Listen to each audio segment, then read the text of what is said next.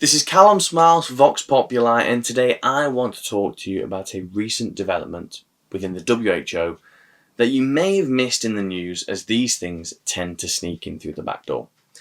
So, the World Health Assembly have adopted a historic pandemic agreement to supposedly make the world more equitable and safer from future pandemics, which they may or may not make themselves or even fake to push certain agendas and to make a select few an awful lot of money. Money talk. Here comes the money. The agreement's adoption follows 3 years of intensive negotiation launched due to what they're calling gaps and inequities identified in national and global COVID-19 response.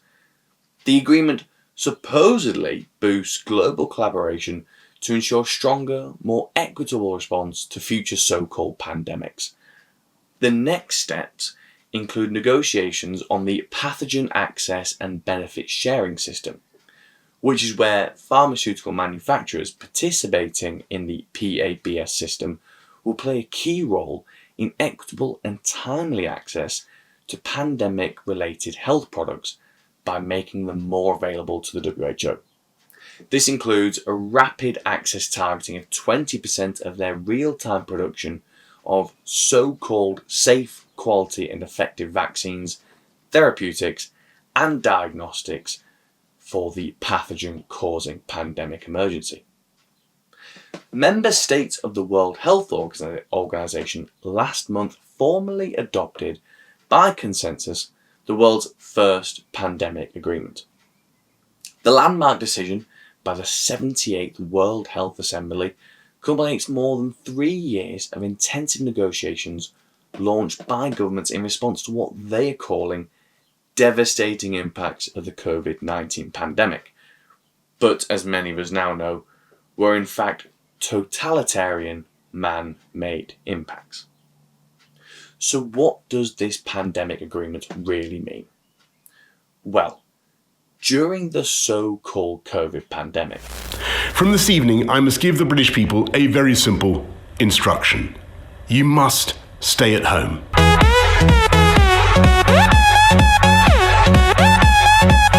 Through. Perfect fit. Now let's talk about the other side right here where the germs will come out.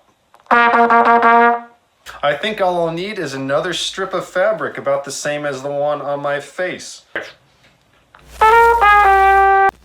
we saw many countries adopt the WHO's recommendations for severe government overreach, massively affecting the middle class in developed countries, making everyone poorer and pushing many people to the brink, with civil liberties being replaced for security, of which we got neither. What this treaty does is it cuts out the middleman, which is the WHO advising and then governments choosing to implement them.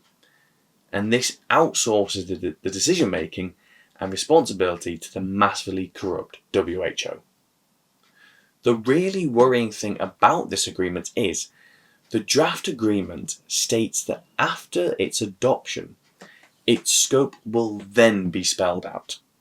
For example, Article 12's broad access and benefit sharing provisions shall be further defined in a legally binding instrument that will be operational no later than the 31st of May 2026.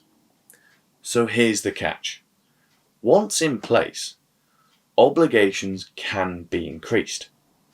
A conference of the parties is given essentially unlimited power to do what they want when they want. So basically, the WHO want a blank check and our governments are handing it to them. So what do you think? Does this concern you? Do you think this is a good thing? Do you think this is a bad thing? Let us know in the comments, and please do share this video.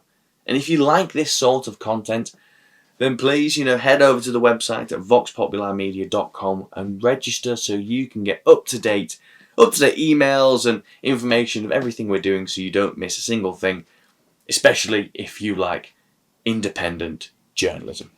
This has been Callum Smiles of Vox Populi, and I will no doubt see you very soon.